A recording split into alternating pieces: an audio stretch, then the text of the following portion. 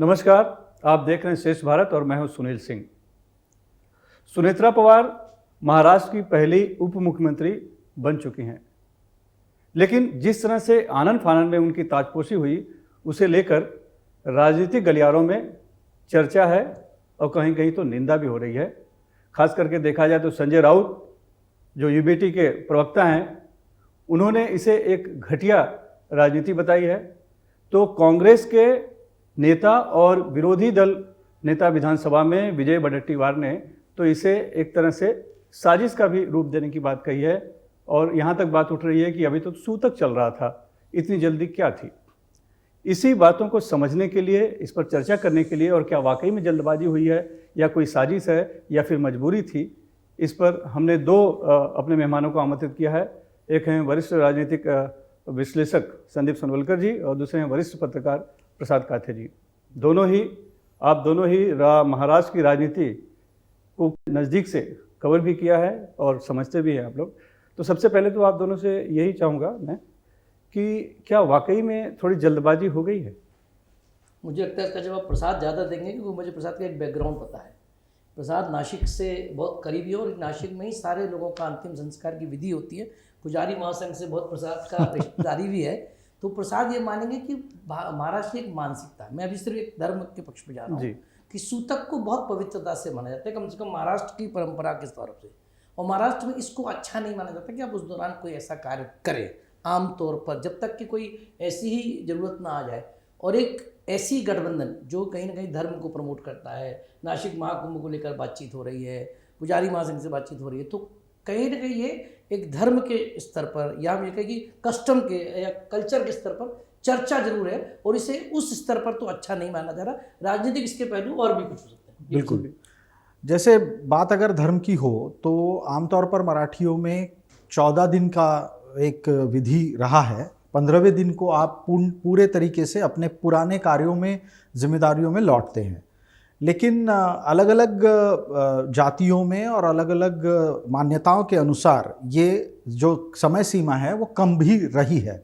व्यापारियों में हमेशा ये देखा गया है, भले वो मराठी हो, गैर मराठी हो, चौथे दिन से वो सक्रिय हो जाते हैं, क्योंकि व्यापार का नुकसान सबसे बड़ी चीज़ होती है। और मुझे लगता है यही बात हमें इस मामले में भी समझनी चाहिए। राजनीति कारोबार से अलग कुछ है नहीं, और उस कारोबार में अगर आपको आपके गल्ले पे नुकसान होता दिख रहा है तो आप 3 दिन के बाद लौट आते हैं, ये देखा गया है। लेकिन इसमें तो सवाल यही है ना कि ऐसा कौन सा नुकसान हो रहा था। जैसे ये तर्क दिया गया कि इंदिरा गांधी जी की हत्या हो गई थी जी, तब राजीव गांधी को तुरंत ताजपोशी कराई गई, लेकिन वो एक संवैधानिक पद था। तो उप मुख्यमंत्री पद तो कोई संवैधानिक पद तो है नहीं। तो फिर इतनी जल्दबाजी क्या थी, क्या आप लोग लगा? देखिए, जो अब अपन जो कि प्रसाद ने उसको थोड़ा दूसरा अर्थ दे दिया। मैं पहला चाहता था कि प्रसाद उस पर थोड़ा सा धार्मिक उस पर दें, लेकिन अब जब कारोबार की शैली में जब जाएंगे तो जाहिर तौर पे तब आप सीमाएं नहीं देखते और समय सीमा नहीं देखते। और ये बात सच है कि जो पर्दे के पीछे की राजनीति चल रही थी, परिवार में आपस में जो खींचतान चल रही थी, सत्ता किसके पास रहे इस पर सवाल उठने लगा था, तो उसके कारण तो निश्चित तौर पर उन्होंने जो किया अपनी राजनीति को बचाने के लिए सही किया। लेकिन जिस तरीके से हुआ वो सही तरीका नहीं माना जा सकता, क्योंकि जब महाराष्ट्र में सुबह 5 बजे शपथ हुई तो वो भी अच्छा नहीं माना गया। ऐसा नहीं कि उसको सही गलत तो बाद में बात, अच्छा नहीं माना गया कि आपने सुबह 5 बजे शपथ क्यों ली, क्योंकि वो परिस्थितियाँ एक अलग थी। मतलब एक राजकीय शोक नहीं चल रहा था, या इस तरह के किसी के दुखद निधन नहीं हुआ था। बिल्कुल निश्चित। तो इसको एक तरह से देखा जाता है कि मौका परस्त राजनीति के तौर पर देखा जाता है। तो जैसा आपने एक इशारा किया कि कुछ तो चल रहा था, तो क्या वाकई में कहीं कुछ चल रहा था, और चल रहा था तो क्या चल रहा था? जैसे आपने अगर थोड़ा सा एक बार मैं 2 मिनट ज़्यादा लूँगा, और सिलसिलेवार अगर कहानी आपके आंखों के सामने लाई जाए तो सुबह जो भी वारदात हुई वो 8:46 को हुई। दुर्भाग्यवश उस हादसे में अजीत पवार का निधन हो गया। उस दुर्घटना में निधन के बाद ही आप तुरंत अगर कोई आवाज़ आपने सुनी होगी तो वो ये है कि शरद पवार कैंप की तरफ से ये तभी से बोलना शुरू हो गया। 2 घंटे के भीतर यानी आधिकारिक रूप में अजीत पवार के निधन की खबर 9:45 को आ गई। 9:45 के 2 घंटे के भीतर में ही ये आवाज़ शुरू हो गई थी कि अंतिम इच्छा अजीत पवार की अगर कुछ थी तो वो दोनों गुटों को साथ लाने की थी। ये 11:15 साढ़े 11 बजे बोलना किसने शुरू किया? शरद पवार कैंप ने शुरू कर दिया। उस बात को दोबारा बार बार 3 बार 4 बार 5 बार वो लोग बोलते गए, तब तक बोलते गए जब तक कि अजीत पवार की चिता की अग्नि को शांत भी नहीं होने दिया गया था। तो इससे बहुत स्पष्ट रूप से ये चीज़ देखी गई थी कि जो जगह खाली हुई है वो कोई ना कोई हथियाना चाहता था। अब कौन हथियाना चाहता था? बहुत स्पष्ट रूप से उसमें जो चेहरा उभर कर आ रहा है वो खुद शरद पवार चाह रहे थे। क्यों चाह रहे थे? क्योंकि एक, अजीत पवार की जगह रिक्त होने के बाद सबसे सीनियर और सबसे अनुभवी के रूप में नाम आता है वो शरद पवार की बेटी होती है। शरद पवार की बेटी मौजूदा स्थिति में 2 फाड़ जब पवार कैंप के हो गए उसमें एक तरीके से वो अलग थलग पड़ गई है। अगर पिछली बार भी जब हम मिले थे तो हमने दोनों पवार गुट के साथ आने की बात की थी, फिर कॉम्प्रोमाइजिंग फॉर्मूला क्या होने वाला है इस सब पे बात की थी। उस सब में भी जो एक बेहतर विकल्प के रूप में उनके सामने आ रहा था वो केवल और केवल सुप्रिया सुले के लिए केंद्रीय मंत्री पद था। केंद्रीय मंत्री पद के भी अलावा यहाँ पर पूरी की पूरी पार्टी हाथ में आने वाली थी, जिसके 44 विधायक राज्य में हैं और अपने पास बहुत कम उनके पास 10 विधायक थे।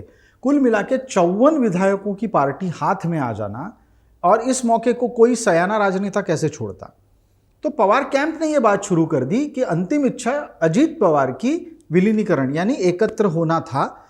इसका विरोध कहाँ था? इसका विरोध सीधे सीधे प्रफुल्ल पटेल और सुनील तटकरे के पास था, क्योंकि जो मौजूदा एनसीपी है उसमें से अब कोई भी सुप्रिया सुले के नेतृत्व में काम करना नहीं चाहता। वजह उनकी बहुत सारी है, लेकिन वो इस बात से सहम गए थे कि जिस एकमात्र छत्र के नीचे वो थे अजीत पवार नाम के, वो नहीं रहने पर वापस सुप्रिया सुले अगर आ जाती है तो तमाम उन लोगों के करियर का क्या हुआ। ऐसे में वो अपने दल को बचाने के लिए सुनेत्रा पवार को तुरंत सामने ले आए हैं। ये एक बहुत ज़रूरी उनके हिसाब से पॉलिटिकल मूव है।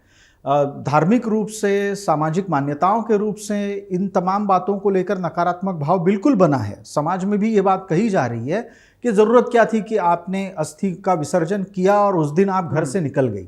आमतौर पर थोड़ी देर पहले जो संदीप जी कह रहे थे, ये कहा जाता है कि आपको 10 दिन तक नदी नहीं लांघनी है।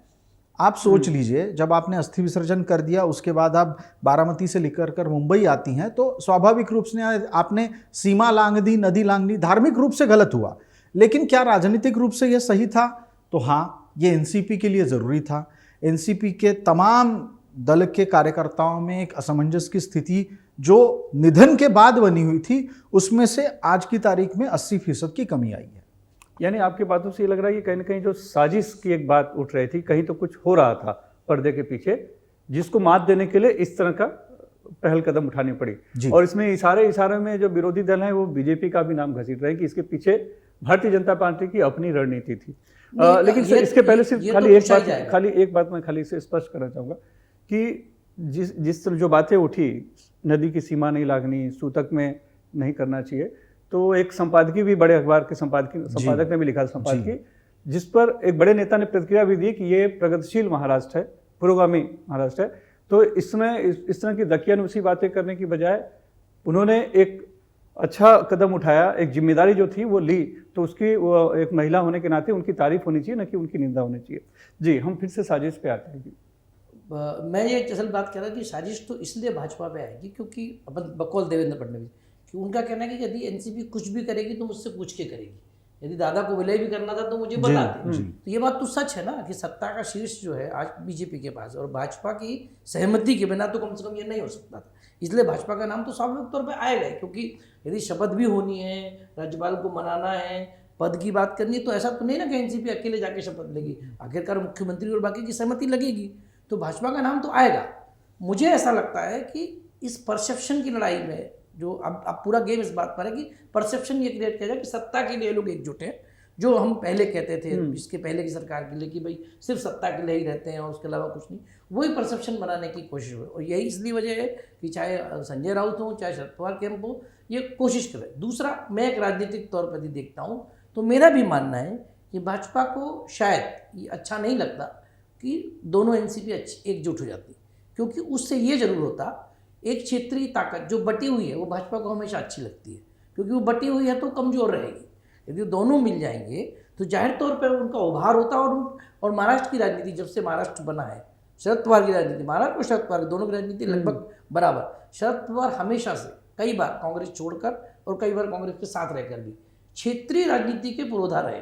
वो हमेशा, मुझे बड़े पत्रकार महाराष्ट्र के जो संपादक रहे टाइम्स ऑफ इंडिया के, बाल जोशी, प्रकाश बाल जोशी, उन्होंने मुझे कहा था कि शरद पवार की मिसाइल 64 किलोमीटर तक जाती है, मतलब 60-62 सीटें उन पे, लेकिन शरद पवार की पकड़ थी। तो एनसीपी यदि एकजुट हो जाती तो फिर से 60-62 सीटें एनसीपी के कब्जे में रहती, जो हमेशा सत्ता के गणित को संतुलन, ये भाजपा को नहीं चाहिए था। ये तो हम एक एनालिसिस के तौर पर, लेकिन यहाँ ये शपथ में उसका रोल है, ये मैं नहीं मानता, इसलिए भाजपा का नाम तो आएगा। लेकिन जिनकी आप तरफ आप इशारा कर रहे हैं शरद पवार की तरफ, उनकी अब तक की जो फितरत रही है या जिस तरह की राजनीति रही है, वो एक तरह से सेकुलर राजनीति करते रहे हैं। और पिछली बार भी 2019 में भी जो कहा जा रहा है कि उनकी सहमति थी, लेकिन बाद में वो आए नहीं और अजित पवार को वापस जाना पड़ा अपने विधायकों को लेके। इस बार भी वो साथ में नहीं आए, अजित पवार को पार्टी तोड़ कर आना पड़ा। तो आपको लगता है कि वो अगर दोनों पार्टी एक हो जाती तो भी क्या एनडीए के साथ आते शरद पवार? ये भी तो एक सवाल है कि शरद पवार के बारे में प्रेडिक्शन कहना मैं तो कम से कम संभव नहीं मानता। वो कुछ भी कर सकते थे, पावर के बिना शरद पवार नहीं रह सकते। यही वजह हम जो बात कर रहे हैं बार बार कि शरद पवार को लगा कि पावर पाने का एक और मौका है, चाहे, और जो शरद पवार के जो आसपास के लोग कहते हैं कि शरद पवार का तब कहना हो जाता कि मैं तो बूढ़ा हो गया हूँ, अब नई पीढ़ी अपने हिसाब से डिसीजन ले रही है तो मैं उनको रोक नहीं पा रहा हूँ। और क्योंकि शरद पवार आधिकारिक तौर पर आज सच में मतलब वो अपनी पार्टी में एक तरीके से खुद भी थोड़े से कम हो गए उनकी गतिविधियाँ बीमारी के चलते, तो ये कह सकते थे कि बच्चों ने डिसीजन लिया और वो आगे बढ़ गए। शरद पवार साहब की राजनीति समय और सुविधा के हिसाब से चलती है। सेकुलरिज्म उनको इसलिए अच्छा लगा क्योंकि कहीं ना कहीं जब वो कांग्रेस की राजनीति से ऊपर आए, और उनको ये भी मालूम है जिस पश्चिम महाराष्ट्र की राजनीति वो करते हैं, बिना सेकुलरिज्म की उनकी पार्टी चल भी नहीं सकती, क्योंकि पश्चिम महाराष्ट्र की राजनीति में एक बहुत हद तक एक वोट बैंक की जो राजनीति है उसमें सेकुलर होना बहुत जरूरी है। दूसरा, महाराष्ट्र के जो मराठा है, जो खासतौर पर जाति में जब बात करें तो मराठा शासक तौर पर हम बात करें, चाहे शिवाजी महाराज जी से बात करें, तब से वो हमेशा एक सेकुलर राजनीति के रास्ते पे चले हैं। मतलब कभी भी किसी मराठा शासक ने भले नाम इवन शिवाजी महाराज को हिंदू हृदय सम्राट का है, लेकिन उनकी सेना में भी तमाम मुस्लिम और तमाम लोगों का अलग अलग जगह रही, तो वो राजनीति उनको सूट करती थी, तो इसलिए उस राजनीति को चलते रहे। एनडीए के साथ जाना नहीं जाना ये कोई बहुत बड़ा शरद पवार नहीं था। तो बीजेपी को तकलीफ होती आगे चल के अगर शरद पवार लॉन्ग टर्म में बात करें, हाँ जी, लेकिन क्या जैसे दो शिवसेना का मिलना, यदि हाँ, आज भी एकनाथ शिंदे वापस चले जाएं, नहीं जाएंगे वो सच है, लेकिन यदि चले जाते हैं तो उद्धव ठाकरे मजबूत होते हैं, शिवसेना मजबूत होती है, तो आखिरकार खतरा तो बड़ी पार्टी को ही होगा ना, जो हम लॉन्ग टर्म में दिखते हैं। और ये बीजेपी ने, ये प्रयोग सिर्फ महाराष्ट्र का प्रयोग नहीं है, ये प्रयोग कई देश के कई हिस्सों में ऐसा हो चुका है जहाँ एक ही परिवार की 2 या 3 पार्टियां बनी। रामविलास पासवान साहब की 2 पार्टी बन गई, डीएमके में भी 2 अलग अलग गुट हो गए। अब जब हमने आंध्र प्रदेश में देखा तो वो जो शर्मिला और जगन के अलग अलग गुट हो गए। टीआरएस में जब हम बात करते तो वहाँ भी उनकी बेटी ने अलग पार्टी बना ली, पिता अलग जा रहे हैं। तो ये जितना देखिए बटाव होगा, वो सिर्फ बीजेपी की बात नहीं करो, ये कांग्रेस होती तो कांग्रेस को भी फायदा करता, क्योंकि किसी भी राष्ट्रीय दल को क्षेत्रीय दल बहुत पसंद नहीं आता। बिल्कुल। तो चलिए मान लेते हैं कि बीजेपी को कहीं ना कहीं लगा कि आगे चलकर अगर शरद पवार और दोनों एक हो जाते हैं तो उनके लिए थोड़ी सी कठिनाई हो सकती है, लेकिन सुनेत्रा पवार, उनके दोनों बेटों को क्यों लगा? वो तो अच्छे बड़े नेता के छत्रछाया में रहती और मजबूत होती। 2 चीज़ें हैं इसमें, मैं दोनों पे आऊँगा। पहले जो आपने कहा कि शरद पवार और अजीत पवार अगर साथ आते तो बीजेपी को फ़ायदा होता, उसमें एक बहुत बड़ा पेच है, और वो पेच अजीत पवार के असामयिक मृत्यु के पहले का और बाद का अलग अलग है। पहले जो भी होता पवार गुटों के एक साथ आने का, वो अजीत पवार के नज़रिए से होता, ये अंतर है। दूसरा जो है वो सबसे बड़ी चुनौती थी बीजेपी के लिए। अगर जैसे मैंने थोड़ी देर पहले कहा 54 विधायक पूरे के पूरे शरद पवार के नेतृत्व में चले जाते हैं, तो शरद पवार की केंद्र से बार्गेनिंग पावर बढ़ जाती है, और फिर जो बार्गेनिंग पावर का सौदा होगा वो हो सकता है बीजेपी के लिए महंगा पड़े। इसलिए मौजूदा स्थिति में इनको अलग रखते हुए ही आगे की राजनीति का पूरा समीकरण बैठते हुए देखना, और हो सके तो उसमें अपना एक तरीके से वजूद रखना, ये किसी भी बड़ी पार्टी के लिए बहुत ज़रूरी होता है। अब रही बात आपने जो कहा सुनेत्रा पवार, जय पवार, पार्थ पवार, इनके बारे में आप पूछ रहे हैं, वो क्यों असुरक्षित महसूस किया उन्होंने? देखिए, जो की बात पर्दे के सामने नहीं है, पर्दे के पीछे है, वो बहुत स्पष्ट है। वो ये है, एक सुनेत्रा पवार और शरद पवार, सुनेत्रा पवार पद्म सिंह पाटिल, सुनेत्रा पवार सुप्रिया सुले, इनके रिश्ते बेहतर उतने नहीं हैं जितने कि हम देख रहे हैं। ये एक बहुत अच्छी तरीके से पॉलिटिकली मैच्योर्ड फैमिली है जो कि सार्वजनिक रूप से अपने विवादों को, अपने मतभेदों को उजागर नहीं करते। जब पानी अजीत पवार के सिर के ऊपर से चला गया तब उन्होंने दो फाड़ कर लिए। सुनेत्रा पवार तब कहीं भी किसी भी तरीके से पूरे के पूरे पिक्चर में नहीं थी। अब चूंकि उन्हें एक जिम्मेदारी दी गई है, थोपी गई है, या उन्होंने वो खुद होकर स्वीकार कर ली है, उन्हें एक बयान से आपको जांचना परखना होगा। उन्होंने कहा अजीत पवार के अधूरे कई सपने हैं जिसे मुझे पूरा करना है। तो जब ये सुनेत्रा पवार कहती है तो स्वाभाविक रूप से वो अजीत पवार के निकाले गए बनाए रास्ते पे चलना तय कर रही है। कभी भी सुनेत्रा पवार ये नहीं चाहेंगी कि उसकी बॉस बतौर राष्ट्रीय अध्यक्ष सुप्रिया सुले हो। कभी भी पार्थ पवार, जय पवार ये नहीं चाहेंगे कि आने वाले दिनों में वो रेवती सुले को अपने सामने बतौर प्रतिद्वंद्वी देखे।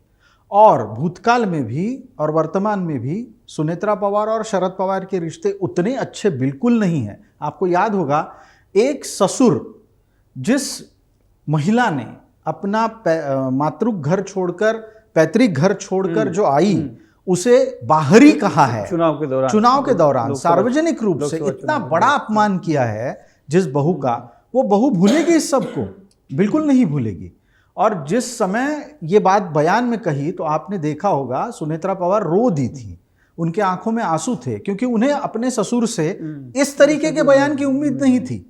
और यही कारण है कि सुनेत्रा पवार ने एक झटके से अपना रास्ता तय कर लिया और अब वो उस रास्ते पे निकल पड़ी है। लेकिन जैसे कि आपने उनके बयान का हवाला दिया कि अजीत पवार के जो सपने थे उसे पूरा करना है, तो यही तो बात आ रही है कि एक सपना उनका ये भी था कि दोनों एक साथ में आ जाएं। यही बड़ी बात है कि सपना है, ये कह कौन रहा है? अच्छा। ये तो सारा पवार कैंप कह रहा है।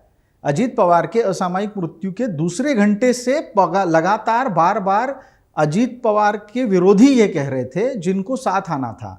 देखिए, शशिकांत शिंदे, जयंत पाटिल, ये वो लोग हैं जिन्हें ये एकत्रीकरण, इनको विलीनीकरण की जरूरत थी।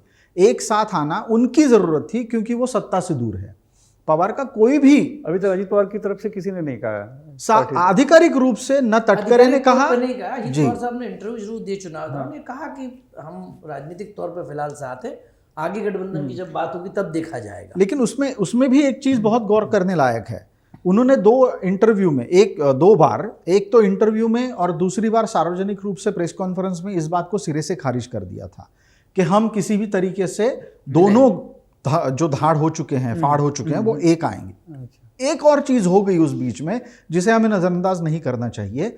दोनों साथ आने के बावजूद जो उनका पुणे और पिंपरी चिंचवड़ इकाई का गढ़ था, हार गए, बुरे तरीके से हार गए। नुकसान ही हुआ, साथ में आने नुकसान हुआ है। वो क्यों हुआ है ये प्रफुल्ल पटेल और सुनील तटकरे जैसे राजनेता समझ नहीं पाएंगे, ऐसा नहीं है। वो इसलिए हुआ क्योंकि सामान्य कार्यकर्ता इस गठबंधन के समर्थन में नहीं था।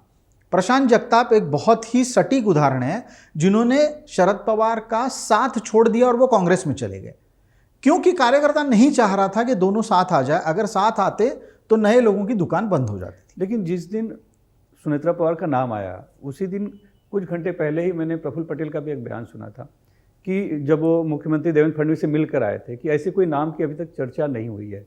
और फिर 2 घंटे बाद ही छगन भुजबल का बयान आता है कि सुनेत्रा पवार ही हमारी अगली उप मुख्यमंत्री होगी। तो क्या जो डर, आशंका वो सिर्फ शरद पवार उसके खेमे को लेकर थी कि कहीं पार्टी के अंदर अंदरूनी भी कहीं कुछ खटपट हो रही थी? अंदर भी खटपट है, बिल्कुल खटपट है। मतलब अब ये बड़ा चैलेंज सुनेत्रा पवार को भी देखना पड़ेगा, क्योंकि अजीत दादा चाहे, जैसे अजीत दादा का था कि पार्टी में उनकी अपनी पकड़ थी और वो पार्टी को पूरा एकजुट करके रखे थे। कम से कम कोई किसी की हिम्मत नहीं थी। जो दादा ने कह दिया वो अंतिम वर्ड था। अब ये प्रॉब्लम तो होगी क्योंकि उस पार्टी में भी कई खेमे हैं। उस पार्टी में 2-3 खेमे, एक को लगता है कि मैं चुनाव जीत के आता हूँ और एक को लगता है कि प्रफुल्ल पटेल से दिल्ली की राजनीति करते हैं और दिल्ली की राजनीति को लेकर वो अपना चलाते हैं अपनी बात।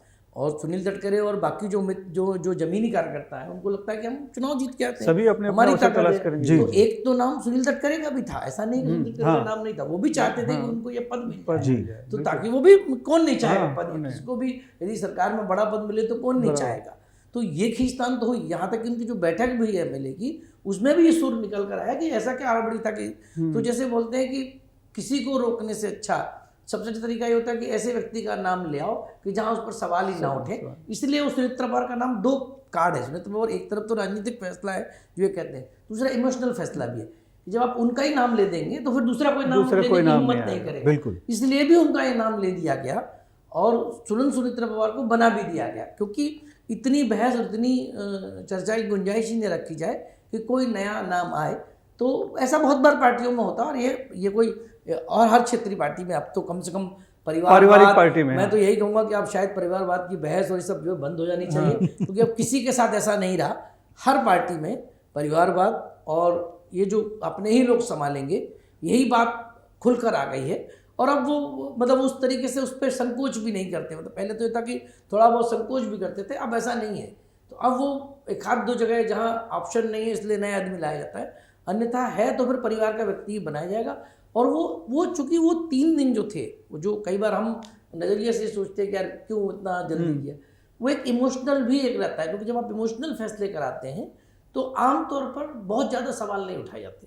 यदि आप लेट करते हैं तो फिर प्रश्न, फिर आपकी योग्यता, फिर तमाम समर्थन, फिर गुटबाजियाँ, ये सब चीज़ें शुरू होती हैं। लेकिन जब इमोशनल फैसले होते हैं तो तत्काल कर दिए जाते हैं, और तत्काल करने से वो चीज़ें थोड़ी सी स्मूथ जाती हैं। इसमें एक चीज़ जिसमें जोड़ूंगा मैं कि ऐसा नहीं है कि सुनेत्रा पवार किसी तरीके से पूरे इस माहौल से अनजान है। पहले इस बात को जान लीजिए कि वो जिस घर से आती है वो पद्म सिंह पाटिल का एक राजनीतिक परिवार है। वो उस पति के साथ रहती हैं जो कि एक राजनीतिक परिवार का वंशज है। वो अपने पति की उस क्षेत्र की अनुपस्थिति को बहुत बेहतर तरीके से देख रही हैं। बारामती टेक्सटाइल संभालती हैं, वो सामाजिक कार्य करती है। उनके बदौलत उनकी ग्राम पंचायत को सबसे सुंदर गांव का पारितोषिक मिलता है, बख्शीश मिलता है। इस सब की वजह से वो एक सामाजिक महिला है।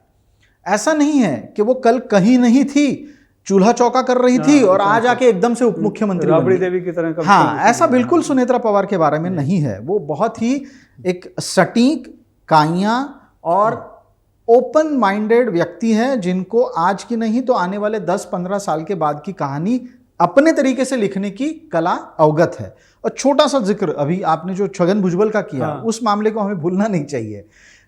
प्रफुल्ल पटेल मुख्यमंत्री से मिलकर आते हैं। आपने एक बात को ध्यान किया होगा, प्रफुल्ल पटेल के थोड़े समय पहले छगन भुजबल और समीर भुजबल मिल के आए हैं। प्रफुल्ल पटेल आकर कहते हैं किसी का नाम आया नहीं है, लेकिन अचानक से नाम लीक कहाँ से होता है? तो वो छगन भुजबल के कैंप से होता है। क्यों होता है? इसलिए होता है क्योंकि छगन भुजबल को राज्यसभा जाना है। छगन भुजबल बार बार ये बोल चुके हैं कि मुझे अब चुनावी राजनीति नहीं लड़नी। उन्हें भी तो अपने वंशजों का देखना है ना, सबको अपने वंशजों की पड़ी हुई है। यही राजनीति का एक बहुत बड़ा सत्य है। और हालांकि मतलब अंतिम टिप्पणी जैसे कि मुझे लगता है कि पिछले 8 साल में, मैं इनको नहीं दोष दूंगा, पिछले 8 साल में महाराष्ट्र की राजनीति बहुत हद तक अधोपतन हुआ है। महाराष्ट्र की राजनीति का कम से कम महाराष्ट्र की राजनीति को एक थोड़ा एक स्तर पे माना जाता था। स्तर एक था महाराष्ट्र की राजनीति का। सबसे बड़ा स्तर तो ये था कि व्यक्तिगत टिप्पणियां नहीं होती। लोग जानते बूझते भी, जो इस बात के हम कहते बहुत गवाह रहे हैं कि बहुत बार ऐसे मसले हमारे सामने आए जब नेता की व्यक्तिगत छवि का आया, तो शायद शरद पवार लेवल के नेता ने कहा कि नहीं, व्यक्तिगत हमले नहीं करना। बिल्कुल। लेकिन अब ये जो जिस रास्ते पर राजनीति जा रही है, अब वो परिवार, समाज, नैतिकता, इस सबसे अलग होकर सिर्फ सत्ता की राजनीति। मैं तो ये कहूँगा कि सत्ता मिल गई है, हालांकि इसके बदले में उन्होंने सहानुभूति थोड़ी गवा दी है। इसका भी उनको ध्यान रखना पड़ेगा, क्योंकि सत्ता लेना और सहानुभूति गवा देना, इसके बीच में उनको अब उनको करके दिखाना पड़ेगा। अन्यथा वो सहानुभूति चली गई तो उनकी राहें भी बहुत कठिन है। बिल्कुल। और यही वजह है कि एक बयान इस तरह भी आया, अंजलि दमानिया जो सामाजिक कार्यकर्ता हैं, जो इस तरह के आरोप खास करके अजित पवार पे लगाया करती थी कि भाई अगर सूतक में वो अपना राजपद संभाल सकती हैं, उप मुख्यमंत्री पद संभाल सकती हैं, तो फिर जो जांच चल रही है वो जांच भी उनके खिलाफ जारी रहनी चाहिए, उस पर भी कहीं भावनात्मक कोई रोक नहीं लगनी चाहिए। खैर ये बात तो है, लेकिन इन सब अटकलों के बीच जैसे उन्होंने अटकलों को विराम लगाया कि कौन होगा अगला उप मुख्यमंत्री, वैसा ही उन्होंने ये भी अब विराम लगाना शुरू कर दिया है कि वो घर में बैठी महिला नहीं रहेंगी। उन्होंने 14 दिन का इंतजार भी नहीं किया, जैसे आपने कहा पूरी क्रिया पूरी होने की, उन्होंने बाहर निकलना भी शुरू कर दिया। और आज ही वो महाराष्ट्र के पहले मुख्यमंत्री जी यशवंतराव चौहान जी की समाधि पे गई, वहाँ पे उनको नमन किया। जिनकी मृत्यु हो गई थी विमान क्रैश में, उनके घर पे भी गई, उनके परिवार को भी सांत्वना दिया। यानी उन्होंने काम शुरू कर दिया है और उन्होंने एक तरह से संदेश दे दिया है कि मैं पूरी तरह से तैयार हूँ और जो नेतृत्व है उसको संभालने के लिए समर्थ भी हों। निश्चित तौर पर ये तो उन्होंने संदेश दे ही दिया कि अब उनको नेतृत्व तो संभालना है, लेकिन कुछ चुनौतियां निश्चित तौर पर हमको इस बात पर चर्चा ही करना चाहिए और ध्यान भी रखना चाहिए। हालांकि किसी का आकलन 4 दिन या 6 दिन में नहीं करना चाहिए, क्योंकि दादा का जो स्टाइल था उससे उम्मीदें बहुत है, अपेक्षाएं बहुत थी, करने का तरीका अलग था। अब उस शैली के बीच में जब आपको बहुत सारी उम्मीदें अपेक्षाएं होती, दूसरा दादा के साथ ये था कि दादा आरोपों को भी उतनी ही सहजता से स्वीकार करते थे, बोलते थे कि मैं आरोपी हूँ। लेकिन अब पार्थ पवार पे लगातार आरोप है। आज ही अखबार में खबर छपती कि पार्थ पवार की जो रिपोर्ट है वो 6 फरवरी को आने वाली है, तो क्या उस रिपोर्ट में उनके ऊपर नाम आ जाएगा? जाहिर तौर पे सुनेत्रा पवार के फाइल का भी जिक्र हुआ कि ईडी ने चल रहा है, वो खबर छपी या छपवाई जो भी हो रहा है। तो ऐसी स्थिति में उनको बहुत कुछ चीजें संभालनी है। सत्ता मिल जाना एक अलग चीज है, लेकिन सत्ता के साथ साथ पार्टी को संभालना और आगे ले जाना, ये एक बहुत बड़ा चैलेंजेस उनके सामने होगा। और ये आने वाले टाइम में उनको साबित भी करना पड़ेगा, क्योंकि पवार फैमिली का अपना एक दादागिरी थी, या अजीत दादा की अपनी दादागिरी बोलते, दादागिरी तो वो अपना संभाल के रखते थे अलग तरीके से। लेकिन अब सुनेत्रा पवार को सबको साथ लेके चलना, जब इसी में इतना सारा एक दूसरे की खींचतान हो गई, कौन बनेगा कौन नहीं बनेगा, तो आगे क्या होगा? क्योंकि मेरा अपना मानना है कि जरूरी नहीं कि भाजपा ये राज्यसभा सीट दे दे एनसीपी को, जरूरी नहीं है, क्योंकि वो जो सीट जब मिली थी तो एनसीपी कोटे की सीट भी नहीं थी, वो तो इसलिए दे दी गई थी कि चूंकि दादा का आग्रह था कि हार गई हैं तो इनको भेज दो। तो बीजेपी हो सकता है, अभी अप्रैल में चुनाव है, द्विवार्षिक चुनाव, जरूरी नहीं कि वही सीट दे दे, दूसरी कोई सीट ऑफर करे या कहे कि नहीं आपको एक ही मिलेगी, आप चॉइस कर लीजिए किसको दें। तो अभी और भी बहुत सारे गणित और चीजें चलेंगी। यानी आरोपों, साजिशों, इस सब चर्चाओं के बीच भी चुनौतियां भी काफ़ी हैं। तो चर्चा और आरोप के बीच में कई चुनौतियां भी हैं, और एक बड़ी चुनौती तो फिर पार्थ पवार के सामने भी दिख रही है कि क्या राज्यसभा में जाने का सपना उनका पूरा हो पाएगा या नहीं। बहरहाल इस चर्चा को यहीं समाप्त करते हैं, अगली बार फिर मिलेंगे एक नए विषय के साथ। तब तक के लिए आज्ञा दीजिए, धन्यवाद। श्रेष्ठ भारत पर खबरों से जुड़े रहने के लिए चैनल को सब्सक्राइब और लाइक करें, बेल आइकन दबाएं और देखते रहें श्रेष्ठ भारत।